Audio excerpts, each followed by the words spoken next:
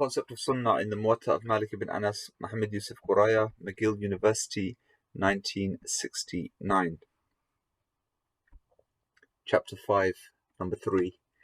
As-Sunnah indana, quote-unquote, indi, the normative practice with us, with me. We've established above that the amal, the actual practice of Medina, is one of the legal arguments used by Malik, but that does not possess the highest authority in the Muwatta.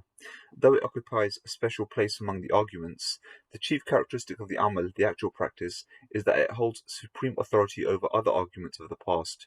It supersedes the past, but has never been superseded by it. The authority of the amal as the standard of judgment of the past is established. On the other hand, the amal is subject to the amal indana or indi, the normative practice. It is therefore the normative practice which rules supreme over the past as well as the present. We shall next discuss briefly the constituents of quote-unquote normative practice. We have already pointed out the Muwatta was an endeavour to bring about the Sunnah and an ijma' consensus rather than an attempt to state and record what was already existing in Medina. Shafi'i was perhaps the first person who used the term Sunnah, the amal and the ijma' in the Muwatta at their face value, and who then accused Malik of not following what he himself had recorded. However, since Malik was endeavouring to bring about an agreement on normative practice and was not simply recording the existing state of things, Shafi'i's criticism on the grounds advanced was not justified. In any case, due to the change of emphasis on the normative practice of Malik to the actual practice of Shafi'i, two points of view came into being. What emerges from Shafi'i's polemics and from the Muwatta is that the Sunnah and the amal in the meaning of the actual practice of Medina were not the final resort with Malik.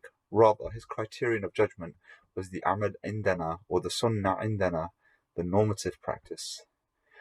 Malik used these expressions for the most part in the normative or ideal sense, whereas Shafi'i used all of them invariably in the actual sense.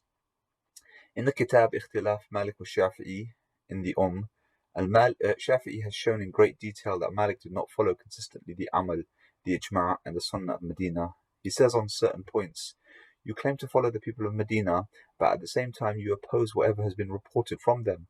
Therefore it becomes abundantly clear that none else but you disregard so strongly all their reports and statements." On a given issue, Malik says, "This had been the practice of the people in the early period, and I found the people of our time on the same." After reporting the continuous practice of the people of Medina, Malik, not agreeing with the established practice, suggests how the practice should be. On a certain point, Shafi'i portrays the actual practice of Medina and also quotes many great authorities of the past and present and says, "You have opposed the leaders, al-a'imma, and the actual practice, al-amal," and then concludes, "There is no creature who so strongly opposes the people of Medina as you do." At the end of the argument, he adds, "If someone draws the conclusion from your writings that you are the strongest opponent of the people of Medina, he would be justified in his conclusions." On a given issue, Rabi' has reported from Malik a consensus of the people of Medina. Shafi'i disputes Rabi' and produces detailed evidence from Medina against the consensus of Malik.